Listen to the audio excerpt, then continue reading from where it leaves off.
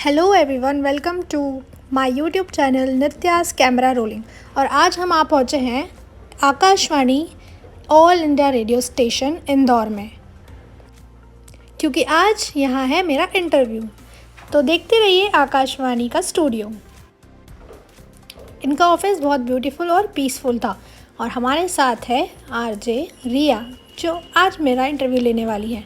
ये हम पहुँच गए युवावाड़ी के ऑफिस और अब हम जा रहे हैं स्टूडियो की तरफ, जहाँ होगा इंटरव्यू रिकॉर्ड। अंदर शूट करना अलाउड नहीं था, तो अब पूरे इंटरव्यू की आपको सिर्फ ऑडियो सुनाई देगी। तो 1 2 3।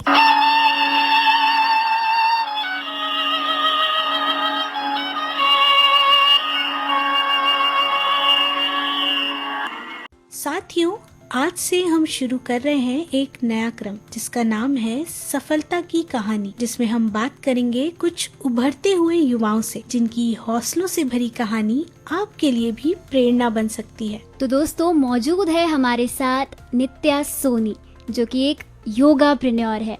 तो सबसे पहले नित्या, बहुत बहुत स्वागत है आपका हमारे स्टूडियो में। Thank you so much. आप सभी श्रोताओं को हरिओम।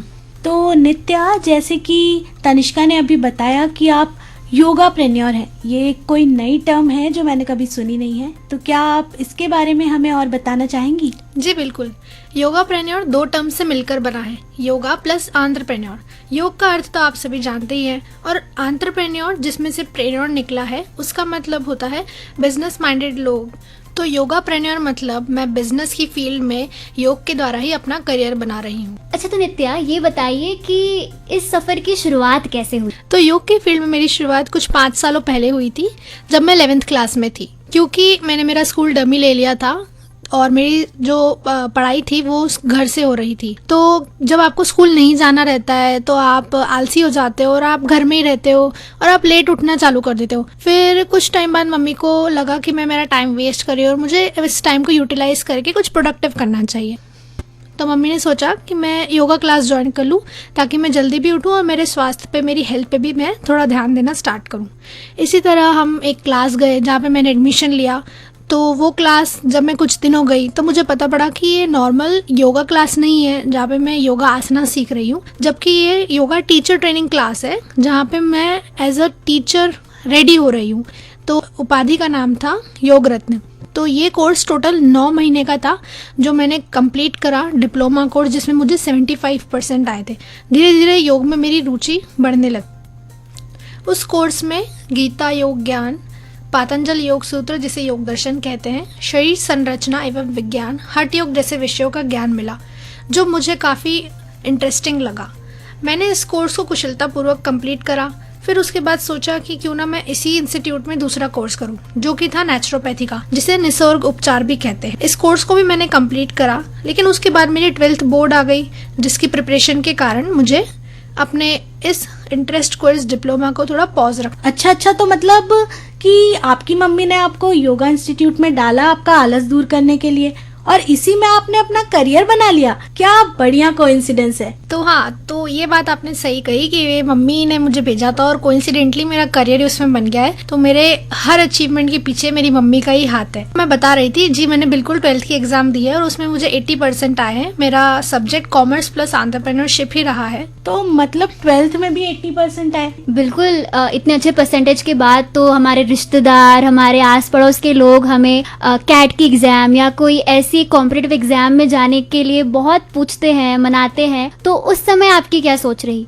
जी, मुझे बहुत कंफ्यूजन हुआ था, क्योंकि मैंने योग में डिप्लोमा करा था और उस समय योग में करियर मैंने ज़्यादा सुना नहीं था कि हाँ, एक योग में स्टेबल करियर हो सकता है या हम एक अच्छे पोजीशन पे, एक अच्छी पोस्ट पे योग में आ सकते हैं। तो बहुत कंफ्यूजन था। और फिर पेंडेमिक ईयर भी आ गया था, तो हम कहीं बाहर जाके कॉलेज भी नहीं ले पा रहे थे, इंदौर में ही थे। तो हमने फिर सोचा कि bachelors of arts in yoga therapy, जो एक कोर्स था इंदौर में, वही कंटिन्यू करा जाए। बीए के सेम ब्रेक में ही मैंने विश्व योग राजधानी, ऋषियों की तपोभूमि, देवभूमि उत्तराखंड की योग नगरी ऋषिकेश में जाकर 2 डिप्लोमा कोर्सेज पूर्ण करे। ऋषिकेश में आपने नित्या और क्या एक्सपीरियंस किया, उसके बारे में भी हमें बताइए। जी, मुझे लगा नहीं था कि मुझे ऋषिकेश में इतना अच्छा इंटरनेशनल एक्सपोजर मिलेगा।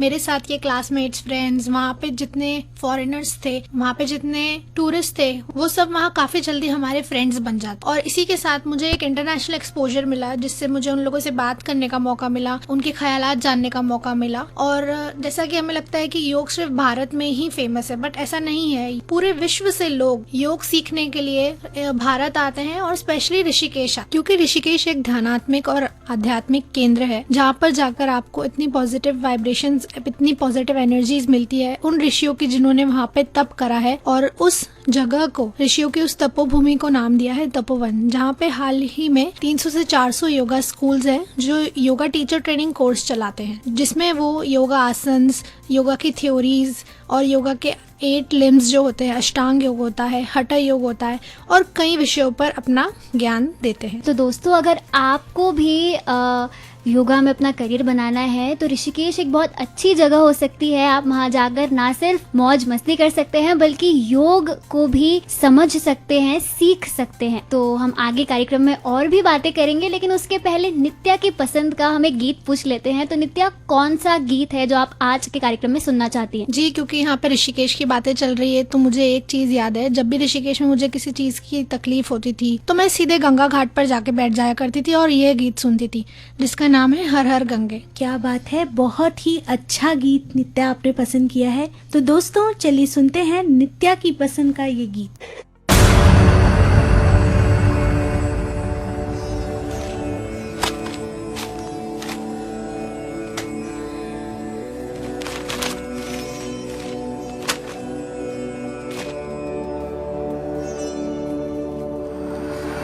करम जिसे पुकारे वो पहुँचे गंगा किनारे।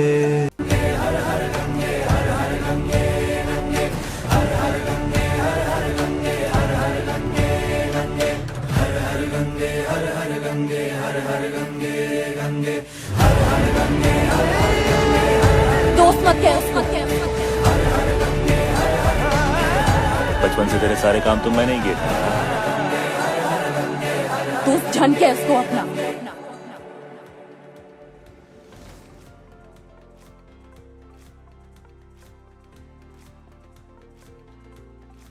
तो दोस्तों, आज की सफलता की कहानी में हम बात कर रहे थे नित्या सोनी से, जिन्होंने अपने करियर के बारे में हमें बताया। तो नित्या, जैसे कि अभी आपने बताया कि कैसे आपने योग में अपना इंटरेस्ट डेवलप किया, तो क्या इसमें हमारे जो युवा साथी हैं वो एज अ करियर इसको देख सकते हैं, इसमें अर्निंग देख सकते हैं? जी बिल्कुल। मैंने बैचलर्स में ही, जब पेंडेमिक था, सब कुछ ऑनलाइन चल रहा था, तो ऑनलाइन योगा स्टूडियो नित्योग स्टूडियो के नाम से ओपन कर लिया था। तो मुझे एक्सपीरियंस था इंस्ट्रक्शंस का, उसी को आगे ले जाते हुए जब मैंने ऋषिकेश में कोर्स कंप्लीट करा, मुझे इंग्लिश में इंस्ट्रक्शंस देना आ गया। फिर जब मैं ऋषिकेश से वापस आई, मुझे एक ब्रांड अपॉर्चुनिटी मिली, जिसमें मैंने as a yoga instructor join करा, जहाँ पे मेरी सैलरी थी 18,000 रुपीज पर मंथ। तो मैंने स्टार्ट करा था पेंडेमिक में, जहाँ पे मुझे मिलता था 300 रुपीज पर मंथ, क्योंकि सब ऑनलाइन था। मेरा भी फर्स्ट एक्सपीरियंस था। 300 रुपीज से मैंने जंप करा 18,000 रुपीज। क्या बात है, मतलब 300 से 18,000, 6 टाइम्स, है ना तनिष्का? ये कितनी बड़ी बात है ना। बिल्कुल। और ये एक एग्जाम्पल है कि अगर आप कुछ करना चाहे तो छोटे से शुरू होकर आप बहुत बड़ा कुछ कर सकते हैं अपनी जिंदगी में। नित्या, आप सभी लोग जो योगा में अपना करियर देखते हैं, उनको क्या कहना चाहती है कि वो कैसे शुरू कर सकते हैं, वो योगा में और क्या क्या है जो कर सकते हैं? जी, योगा में करियर बनाना है तो 2 ऑप्शंस रहते हैं। या तो आप कहीं पे as a yoga instructor join कर सकते हैं, मतलब एज अ जॉब। सेकेंड है एज अ बिजनेस, मतलब आप अपना खुद का योगा स्टूडियो ओपन कर सकते हैं। अगर मैं अपनी बात करूँ तो मैं यहाँ पे फ्रीलांसिंग कर रही हूँ। जब मैंने बैचलर्स कंप्लीट करा तो मैं वापस इंटर्नशिप करने ऋषिकेश के इंस्टीट्यूट में गई, जहाँ से मैंने सर्टिफिकेट्स प्राप्त। वहाँ पे 2 महीने मैंने अपना वर्क एक्सपीरियंस कलेक्ट करा। फिर मैं उसी इंस्टीट्यूट के गोवा की ब्रांच में गई, जहाँ पे मैंने as a yoga instructor, meditation mentor और एज अ फिलोसफी ट्रेनर अपना करियर कंटिन्यू करा और गोवा में जाके मेरी सैलरी 30,000 पर मंथ हो चुकी थी। तो इसी तरह अगर आपको योग में अपना करियर बनाना है तो आप अलग अलग योगा स्कूल्स में जाकर, इंस्टीट्यूट्स में जाकर इंटर्नशिप्स कर सकते हैं और अपना वर्क एक्सपीरियंस कलेक्ट करके बाद में अपना खुद का योग इंस्टीट्यूट भी ओपन कर सकते हैं। तो नित्या, हमें बहुत अच्छा लगा आपसे योग के बारे में इतनी सारी चीजें जान। तो मैं जानना चाहूंगी कि आपको सिर्फ योग में रुचि है या फिर इसके अलावा भी आप किसी और चीज में इंटरेस्ट रखते? योग के दौरान ही, मेरी इस जर्नी में ही मैंने अपने बहुत सारे इंटरेस्ट को डेवलप भी करा है और फाइंड आउट भी करा है। मतलब मैंने खुद को खोजा है। तो इसी श्रेणी में आती है बाइक राइडिंग। मुझे बाइक राइड करना बहुत पसंद है और मेरा सपना है कि मैं एक दिन खरदुंगला, लेह लद्दाख बाइक से जरूर जाऊं। इसी के आगे अगर मैं कहूँ तो ये सोशल मीडिया का जमाना है, तो मैंने एक सोशल मीडिया मार्केटिंग का भी कोर्स करा था, जिससे मैंने कई स्टार्टअप्स के सोशल मीडिया अकाउंट्स को हैंडल करा था। क्योंकि मेरी रुचि सोशल वर्क्स में भी है, मैंने NGO स्टार्ट करा था जिसका नाम मैंने मेरे ऑनलाइन स्टूडियो पे रखा, नित्योग फाउंडेशन। अरे वाह नित्या, तो आप योगा के साथ साथ इतनी सारी चीजें और भी करती है। तो मैं यहाँ ये जानना चाहती हूँ कि आपके परिवार का भी इसमें सपोर्ट होता है? जी बिल्कुल, परिवार के सपोर्ट के बिना कोई भी व्यक्ति कुछ हासिल नहीं कर सकता है। मेरे माता पिता दोनों ही मुझे बहुत सपोर्ट करते हैं। योग सीखने के बाद सबसे पहले मेरे जो 3 स्टूडेंट्स थे वो थी मेरी दादी जी, नानी जी और मेरी बुआ जी। उन तीनों ने ही मुझे विश्वास दिलाया कि मैं प्रशिक्षण दे सकती हूँ और मुझे उन तीनों को सिखाने के बाद बहुत कॉन्फिडेंस आया। तो नित्या, अभी तक तो आप योग में अपना करियर सेट कर चुकी हैं, आगे आपका क्या प्लान है? तो मैं चाहती हूँ कि ऋषि मुनियों ने जो हमें योग ज्ञान की गंगा दी है, जो ये धरोहर दी है, उसे बिना मिलावट करे विश्व में प्रसिद्ध करूं। मतलब बिना उसमें कोई एक्स्ट्रा नॉलेज पुट ऑन करके, क्योंकि सब कुछ ऋषि मुनियों ने लिखा हुआ है और जो ऑथेंटिक नॉलेज है वही पूरे विश्व में जानी चाहिए। अरे वाह नित्या, ये तो बहुत अच्छी सोच है आपकी और हमें पूरा भरोसा है आप पर कि आप हमारी जो धरोहर है योग की, उसे पूरे देश दुनिया तक फैलाएंगी। तो ये थी नित्या से प्यारी प्यारी बातें योग के बारे में। आज का आखिरी सवाल जो हम नित्या से पूछना चाहेंगे, जैसे कि हम जानते हैं कि आजकल हमारी लाइफस्टाइल इतनी ज्यादा बिगड़ गई है, तो आज के हमारे युवा साथी या फिर कोई भी अपनी लाइफस्टाइल कैसे योग के जरिए इम्प्रूव कर सकते, या फिर ये कहें कि योगा से कैसे होगा? बिल्कुल, योगा से कैसे सब कुछ बिगड़ा हुआ है वो ठीक कैसे हो? योगा से ये होगा, ये बात तो पक्की है। क्योंकि ये बात तो हमें हमारे प्रधानमंत्री श्री नरेंद्र मोदी ने न सिर्फ कह कर बल्कि कर कर भी दिखाई है। वो अगर रोज सुबह उठकर योगा कर सकते हैं तो हम क्यों नहीं? उन पे तो पूरा देश का भार है, हम पे तो किसी का भार नहीं। अरे वाह, ये बात तो बिल्कुल सही कही। तो जो भी हमारे युवा साथी ये सोचकर योगा नहीं करते कि उनके पास समय की कमी है, तो नित्या के इस उदाहरण के बाद तो मुझे लगता है कि उन्हें ऐसा नहीं सोचना चाहिए।